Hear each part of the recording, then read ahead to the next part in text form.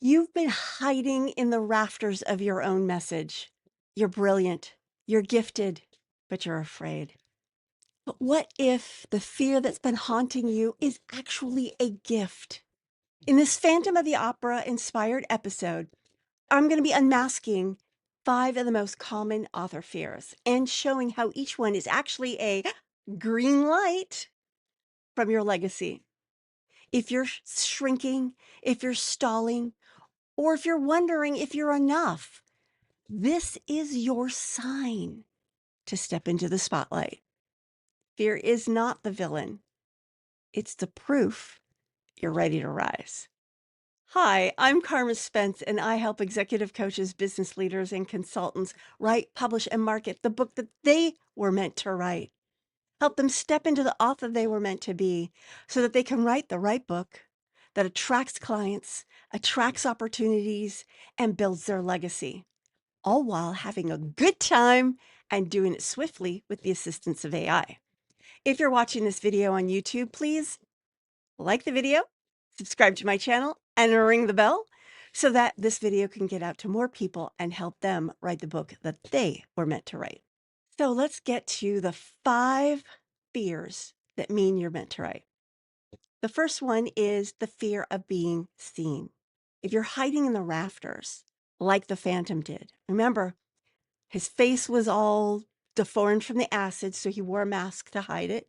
And he hid in the rafters. He hid his light. And many authors are doing the same thing. They are hiding their light. They're not stepping up. And I say authors, even though they may not have written the book, because if you've got a book inside you, you are an author in waiting. Why are you waiting? Are you afraid of being seen? Are you afraid that maybe you'll misrepresent your message? You need to break through that fear because that fear is telling you your message is important and needs to get out into the world. And it'll only do that if you allow yourself to be visible. Number 2, the fear of criticism. Okay. There may be the occasional author who doesn't fear this, but I think most of us, we fear the boos and the tomatoes of the audience. Bad reviews sting. They sting even if you think they're unfounded or stupid. Because believe me, I've gotten some of those too. But they sting every time because your book is like your baby. You're like, look at this beautiful thing I created. Love it. But if this is your fear, that's another sign that your message is important, that what's in your book wants to be out there and wants to be loved because you want it to be loved. So you need to just get over the fear of criticism because you know what? There's always going to be a heckler in the audience. There always is going to be one. And you just have to rough up your skin and deal with it because they aren't actually your audience. You are writing this book for the people that were meant to read it, not the hecklers, not the bees, the booers, the people who are booing, and not the tomato throwers. They aren't your peeps. They're probably unhappy. Feel sorry for them. Give them a prayer. Number 3, the fear of taking up space. And this one seems weird too, because like authors often shrink their stories to be more palatable.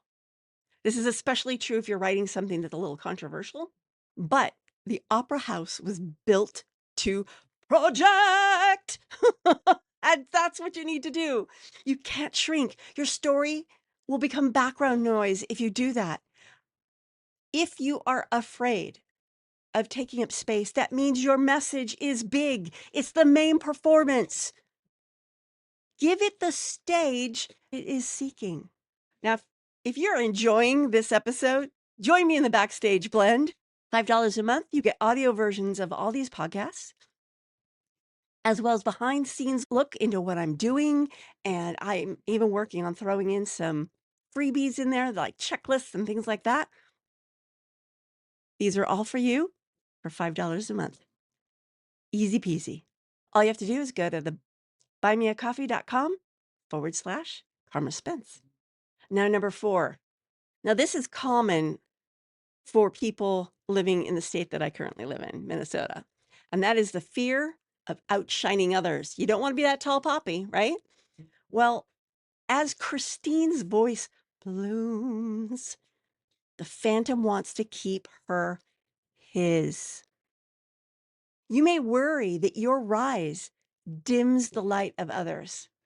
I know I've felt that way at times and played small because of it. But you know what?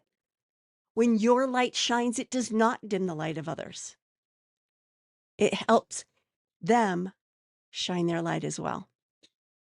It liberates them. It frees them from the darkness that they may be in, and it helps reveal their own light. When your voice rises, more feel the permission to sing. And number 5 is fear of not being good enough. Oh my goodness. I think everyone feels that at some point in their life. The phantom composed masterworks. Alone, unloved, masked. You might be doing the same, waiting to be enough, writing chapters and stuffing them in the corners of your hard drive.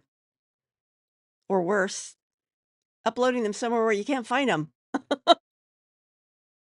But greatness doesn't come from hiding. Seriously, greatness does not come from hiding. It comes from releasing what's already inside you. And you know what? I believe in you. If you've got a book on your heart that's calling you, that wants to come out, get the help you need to get it out there in the right way. I might have something to help you. If you're interested in learning more, just drop a comment below and I will send you a link and we'll have a conversation in my book profit strategy session. Don't let that book hide in the rafters. Get it out on the main stage. This is Carma Spence saying, oh, before that, watch this next video if you like this one. Now, this is Carma Spence saying, ciao for now.